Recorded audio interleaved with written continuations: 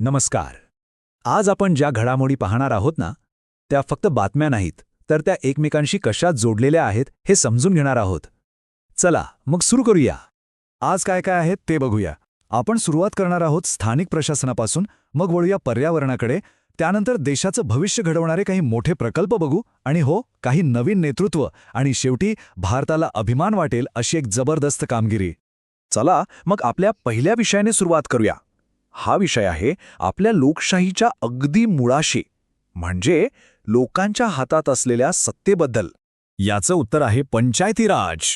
म्हणजे बघा, ही एक अशी सिस्टम आहे जी देशाचा कारभार दिल्ली किंवा मुंबईतून नाही, तर थेट आपल्या गावातून चालवते. खरी लोकशाही अगदी लोकांच्या दारापर्यंत पोहोचवणारी हीच ती ताकद आहे. हा प्रवास खरंच खूप इंटरेस्टिंग आहे. विचार करा, 1959 मध्ये एका गावातून एक छोटीशी सुरुवात झाली. मग 1993 मध्ये त्याला थेट आपल्या संविधानात स्थान मिळालं, आणि 2010 पासून तर आपण तो एक राष्ट्रीय दिवस म्हणून साजरा करतो. म्हणजे एका पिढीच्या आतच सत्तेला लोकांपर्यंत पोहोचवण्याची ही कल्पना किती महत्त्वाची ठरली बघा. बरं, एका बाजूला स्थानिक प्रशासन मजबूत होतंय, पण त्याच वेळी देशासमोर काही मोठी आव्हानं सुद्धा आहेत. यातलं सगळ्यात मोठं आव्हान म्हणजे विकास आणि पर्यावरण, या दोघांचा समतोल कसा साधायचा. पाहूया भारत यासाठी काय करतोय. आणि याच दिशेने भारतीय रेल्वेने एक जबरदस्त काम केलंय. अहमदाबादमधला कांकरिया कोचिंग डेपो देशातला पहिला वॉटर न्यूट्रल डेपो ठरलाय. आता वॉटर न्यूट्रल म्हणजे काय, सोप्या भाषेत सांगायचं तर हा डेपो आता बाहेरून पाण्याचा एक थेंबही घेत नाही. जे पाणी वापरलं जातं त्यावरच प्रक्रिया करून ते पुन्हा वापरलं जातं. कमाल आहे ना. आणि हा आकडा ऐकून तर थक्क व्हायला होईल. ही सिस्टीम रोज तब्बल 1.6 लाख लिटर पाणी वाचवते. विचार करा, वर्षाला जवळपास 5.8 कोटी लिटर पाण्याची बचत. आणि तेही कसं, तर पूर्णपणे नैसर्गिक झाडाझुडपांचा वापर करून. कोणतीही किचकट टेक्नॉलॉजी नाही. पण गोष्ट फक्त पाणी वाचवण्यापुरती नाहीये. आता समुद्राच्या नियोजनाकडेही लक्ष दिलं जातंय. आणि यात पुढाकार घेतलाय ओडिशानं. ओडिशा देशातलं असं पहिलं राज्य बनलंय ज्याने आपल्या एवढ्या मोठ्या समुद्रकिनाऱ्यासाठी एक प्रॉपर प्लॅन बनवलाय. म्हणजे मासेमारी, टुरिझम आणि पर्यावरण या सगळ्याचा एकत्र विचार केलाय. पण विकासाची ही गोष्ट नेहमीच इतकी सरळ नसते. एक दुसरी बाजू पण आहे. मध्य प्रदेशात केन बेतवा नदीजोड प्रकल्पामुळे तिथले स्थानिक लोक, आदिवासी आणि पर्यावरण यांच्यात एक संघर्ष उभा राहिलाय. यावरून हेच दिसतं की मोठे प्रकल्प राबवताना लोकांचे हक्क आणि पर्यावरणाचा विचार करणं, यात समतोल साधणं किती कठीण असू शकतं. चला विकासाची ही चर्चा पुढे नेऊया. आता आपण अशा दोन मोठ्या प्रकल्पांबद्दल बोलणार आहोत जे खूपच महत्त्वाचे आहेत.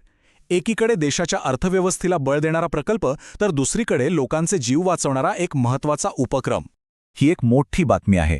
आंध्र प्रदेशात देशातली पहिली मोठी प्रायव्हेट सोन्याची खाण सुरू झाली आहे. आता हे महत्त्वाचं का आहे, कारण भारत दरवर्षी खूप सोनं बाहेरून विकत घेतो. जर आपल्याच देशात सोन्याचं उत्पादन वाढलं तर त्याचा थेट फायदा आपल्या अर्थव्यवस्थेला होईल. आणि या खाणीचं टार्गेट काय आहे माहितीये? वर्षाला कमीत कमी 750 किलो सोनं काढण्याचं. हा आकडा जरी छोटा वाटत असला तरी बाहेरच्या देशांवरचं आपलं अवलंबित्व कमी करण्याच्या दृष्टीने हे एक खूप महत्त्वाचं पाऊल आहे. अर्थव्यवस्थेइतकंच महत्त्वाचं आहे लोकांचे प्राण वाचवणं. आणि याचसाठी तेलंगणामध्ये प्रोजेक्ट संजीवनी सुरू झालाय. हा एक असा उपक्रम आहे जो हायवेवर होणाऱ्या अपघातांसाठी आहे. अपघातानंतरचा जो पहिला 1 तास असतो ना, ज्याला गोल्डन आवर म्हणतात, त्यावेळेत जर मदत मिळाली तर जीव वाचू शकतो. आणि हेच या प्रोजेक्टचं मुख्य काम आहे. बरं, देशातले प्रकल्प तर आपण बघितले. आता वळूया काही मोठ्या बदलांकडे. म्हणजे काही महत्त्वाच्या जागी नेतृत्व बदलतंय. पाहूया हे नवीन चेहरे कोण आहेत आणि त्यांच्यामुळे काय बदल होऊ शकतात. टेक्नॉलॉजीच्या जगातली ही कदाचित या वर्षातली सगळ्यात मोठी बातमी आहे. ॲपलचे CEO टिम कुक आता पायउतार होणार आहेत आणि त्यांची जागा घेणार आहेत जॉन टर्नस. आता हे इतकं महत्त्वाचं का आहे? कारण ॲपल ही जगातली एक प्रचंड मोठी कंपनी आहे आणि त्यांचे निर्णय संपूर्ण टेक्नॉलॉजी इंडस्ट्रीची दिशा ठरवतात. तिकडे ॲपलमध्ये बदल होतोय, तर इकडे भारतातही एक महत्त्वाची नियुक्ती झाली आहे. राकेश भानोट यांची भारतीय स्पर्धा आयोगाच्या म्हणजे CCIच्या प्रमुखपदी नियुक्ती झाली आहे. आता हे CCI काय करतं, तर बाजारातल्या कंपन्यांमध्ये हेल्दी कॉम्पिटिशन राहील हे बघतं, जेणेकरून त्याचा फायदा थेट आपल्यासारख्या ग्राहकांना होतो. आता एक नजर आंतरराष्ट्रीय राजकारणावर. युरोपमधला एक देश आहे बल्गेरिया. तिथे आता रुमेन रादेव हे नवीन पंतप्रधान बनले आहेत.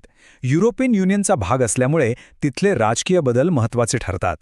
चला आता शेवटच्या आणि सगळ्यात आनंदाच्या बातमीकडे वळूया. एक अशी बातमी जी ऐकून प्रत्येक भारतीयाची छाती अभिमानाने फुलेल. ही गोष्ट आहे बुद्धिमत्तेच्या आणि मेहनतीच्या जोरावर मिळवलेल्या एका ऐतिहासिक विजयाची. हे पहिल्यांदाच घडलंय. युरोपियन गर्ल्स मॅथमॅटिकल ऑलिम्पियाडमध्ये भारताला पहिलं गोल्ड मेडल मिळालंय. फ्रान्समध्ये झालेल्या या स्पर्धेतला हा विजय हेच दाखवून देतो की गणितासारख्या अवघड विषयात आपल्या देशातल्या मुली जगात कोणापेक्षा कमी नाहीत. आणि हे यश फक्त एका व्यक्तीचं नाहीये. मुंबईच्या श्रेया मुंधाडाने गोल्ड मेडल पटकावलंय, तर केरळच्या संजना आणि तामिळनाडूच्या शिवानी यांनी सिल्वर आणि ब्रॉन्झ मेडल जिंकून देशाची मान उंचावलीय. हे खऱ्या अर्थाने टीम इंडियाचं यश आहे.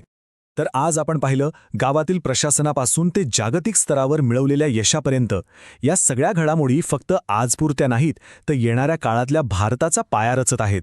आता प्रश्न हा आहे की यापैकी कोणती गोष्ट आपल्या देशाच्या भविष्यावर सगळ्यात जास्त परिणाम करेल? विचार करायला लावणारा प्रश्न आहे, नाही का? भेटूया पुढच्या भागात.